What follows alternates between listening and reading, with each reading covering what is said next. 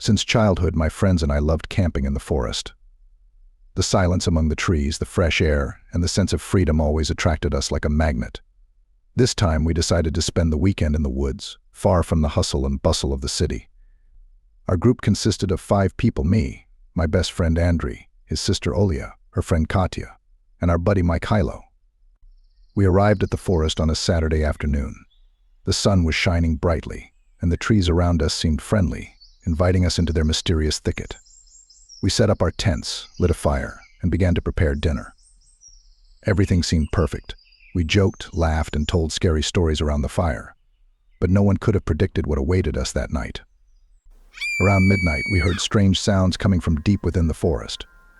These were not the usual sounds of the night. Something inexplicable, terrifying echoed from the darkness, filling us with genuine fear. At first, we thought it was the wind, but soon realized that the sounds resembled screams. Screams that seemed human. We began to look at each other, trying to understand what was happening.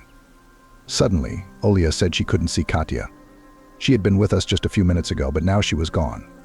We rushed to look for her, calling her name, but only silence responded. Andriy suggested we go towards the sounds, thinking Katya might have gone there. We gathered together and headed into the depths of the forest.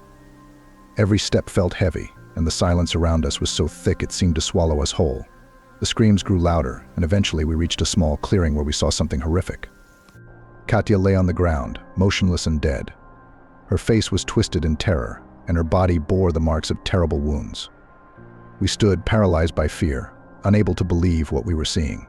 Suddenly, a monster emerged from the darkness.